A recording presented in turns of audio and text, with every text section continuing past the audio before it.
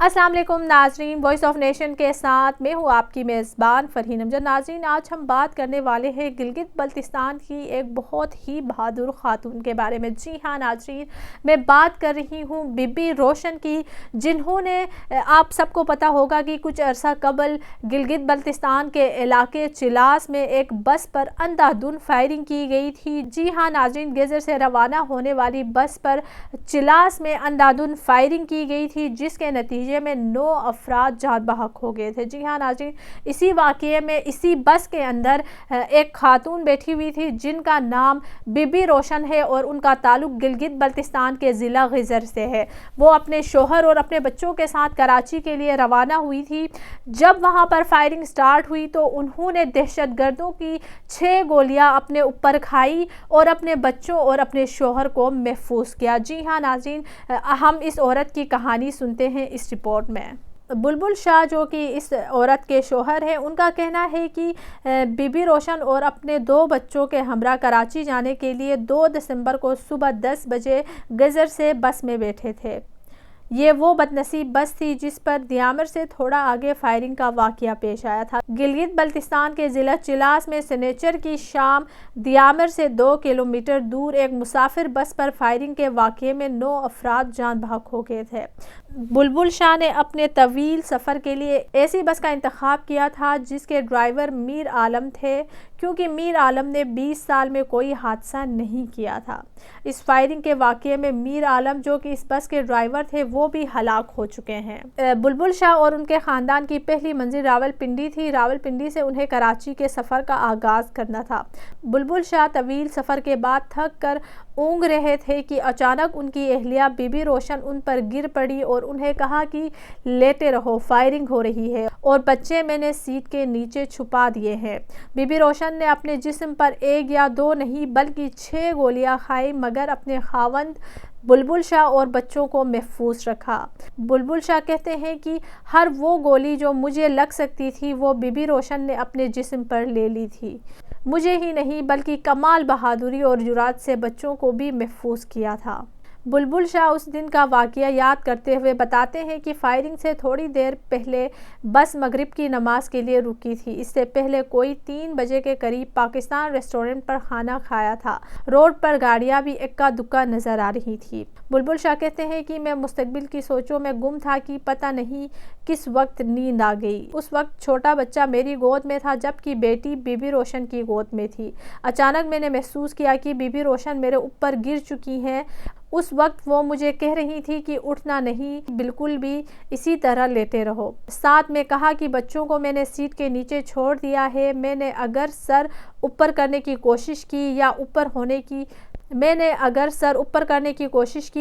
होने की तो वो मुझे ज़ोर देकर कहती कि लेटे रहो, सर ऊपर नहीं करना। बुलबुल शाह का कहना था कि जब फायरिंग शुरू हुई थी उस वक्त बीबी रोशन खिड़की वाली साइड पर बैठी थी। वो तो एक माँ है। इस मौका पर उन्होंने अपनी जान की परवाह न करते हुए पहले अपनी गोद में मौजूद बच्ची को सीट के नीचे छोड़ा और फिर मेरी गोद में मौजूद बच्चे को सीट के नीचे छोड़कर मुझ पर गिर के मुझे लेटा दिया था। बुलबुल शाह कहते हैं कि कोशिश के बावजूद बीबी रोशन ने मुझे उठने नहीं दिया। फायरिंग के शुरू में उनकी आवाज़ आई थी, मगर अब उनकी आवाज़ भी बंद हो गई थी। ड्राइवर मीर आलम बस को भगाने की कोशिश कर रहा था। मैं डर गया था कि बस दरिया में न गिर जाए। जब फायरिंग रुकी तो मैं और ज़्यादा परेशान हो गया कि अब वो लोग बस के अंदर आएंगे और मालूम नहीं क्या सलूक करेंगे। उनका कहना था कि इस मौका पर बस ट्रक के साथ टकरा गई और आग लग गई थी, जिसके बाद फायरिंग भी रुक गई। शायद वो लोग ये समझे कि बस में आग लग चुकी है, अब मज़ीद फायरिंग की ज़रूरत नहीं। इसके बाद मैंने बीबी रोशन को ज़ोर लगाकर अपने ऊपर से साइड पर किया तो देखा कि वो ज़ख्मी थी। मुझे उनकी ये बात याद आ गई कि बच्चे सीट के नीचे हैं, उन्हें बचाना है।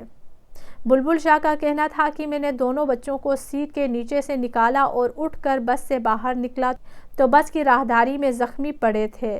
चीखो पुकार थी, कोई सांस ले रहा था और कोई बेसुध पड़ा था। मैं बड़ी एहतियात से उतरा कि किसी पर मेरा पाँव न आए। बच्चों को बस से उतार कर एक पत्थर पर बिठा दिया وہ رو رہے تھے اور ان سے کہا کہ رو مت، میں امی کو لے کر آتا ہوں۔ ان کا کہنا تھا کہ میں دوبارہ بس میں گیا اور بی بی روشن کو اپنی پیٹھ پر لاد کر نیچے لانا شروع کر دیا۔ دوبارہ بس میں جانا اور ان کو نیچے لانا بہت مشکل تھا۔ مجھے اب پتہ چل گیا تھا کہ مجھے اور بچوں کو بچاتے ہوئے بی بی روشن نے اپنے جسم پر گولیاں کھا لی تھی، وہ لہو لہان تھی۔ دیکھیں ناظرین، یہ تو ایک ماں تھی جو وہاں موجود تھی، اور دیکھیں ماں جس بھی حال میں ہو وہ اپنے بچوں کو بچانے کی ضرور کوشش کرتی ہے، جس طرح اس نے کیا، اپنے بچوں کو بچایا، اپنے شوہر کو بچایا۔ لیکن جن کی ماں وہاں موجود نہیں تھی، جن کی بیوی وہاں پر موجود نہیں تھی، جو بے قصور اپنے گھر سے دور کسی کام کے لیے، پڑھائی کے لیے، جس کے لیے بھی جا رہے تھے، ان بے گناہ لوگوں کو اندھادھند فائرنگ کے نتیجے شہید کیا گیا۔ جی ہاں ناظرین، ان میں سے کچھ اسٹوڈنٹس بھی تھے اور کچھ فوجی جوان بھی 2 تھے، ان کو بھی شہید کیا گیا۔ اس کے ساتھ ساتھ بس ڈرائیور جنہوں نے بھی بہت کوشش کی تھی بس کو وہاں سے بھگانے کی، لیکن وہ نہیں کر سکے، ان کا ایکسیڈنٹ ہو گیا اور وہ بھی شہید ہو گئے۔ اس کے ساتھ ساتھ جو ٹرک سامنے سے آ رہی تھی جس کے ساتھ بس کا ایکسیڈنٹ ہوا تھا، اس ٹرک کے ڈرائیور بھی اس واقعے میں ہلاک ہو گئے ہیں۔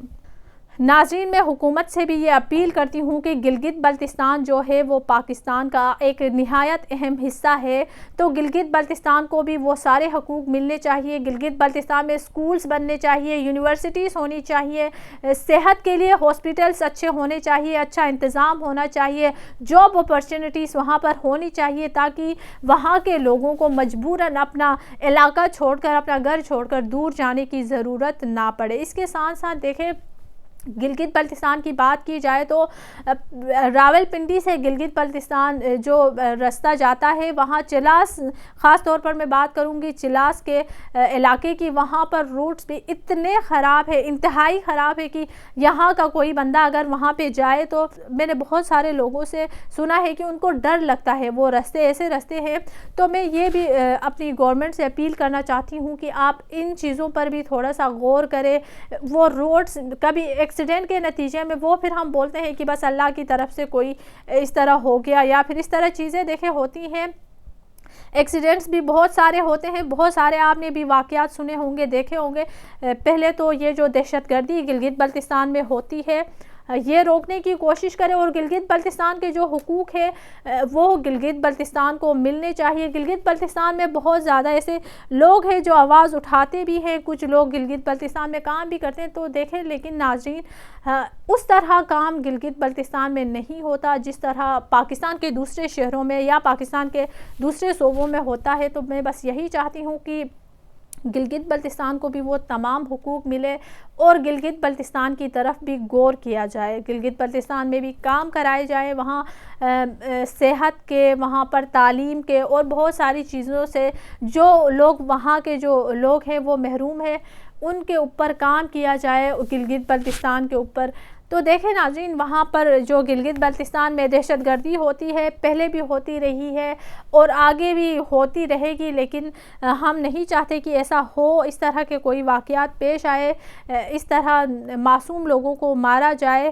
تو ہم یہی چاہتے ہیں کہ یہ کون لوگ ہیں جو یہ کرواتے ہیں، یا پھر یہ کون لوگ ہیں جو یہ ساری چیزیں کرتے ہیں، ان کو سب کے سامنے لایا جائے۔ ہم حکومت سے یہی بینگ اے گلگتی، میں حکومت سے اپیل کرتی ہوں کہ یہ چیزیں وہاں پر روکنے کی کوشش کرے، اور وہ جو لوگ ہیں ان کو سامنے لایا جائے، تاکہ ان سے پوچھا جائے کہ وہ کیوں کرتے ہیں، بے گناہ لوگوں کو کیوں مارتے ہیں، وہ چاہتے کیا ہیں، یہ ساری چیزیں سامنے آئے، پھر اس کا کوئی پراپر حل نکلے۔ کیونکہ ہم اب یہ برداشت نہیں کر سکتے کہ گلگت بلتستان میں کبھی ایکسیڈنٹ کے نتیجے میں نوجوان لوگ اپنی جان کی بازی سے ہار جاتے ہیں، کبھی فائرنگ ہو جاتی ہے، کبھی کچھ ہو جاتا ہے، کبھی کچھ ہو جاتا ہے۔ تو برائے مہربانی گلگت بلتستان کے جو مسئلے ہیں ان پہ غور کیا جائے، ان کے اوپر بھی بات کی جائے، اور گلگت بلتستان کے جو حقوق ہے وہ اس کو ملے، اور گلگت بلتستان میں جو دہشت گردی ہوتی ہے اسے روکنے کی کوشش کی جائے۔ اسی کے ساتھ مجھے اجازت دیجیے، اللہ حافظ۔ وائس آف نیشن کی ویڈیوز دیکھنے کے لیے ہمارا چینل سبسکرائب کیجیے اور بیل کے آئیکن پر کلک کیجیے،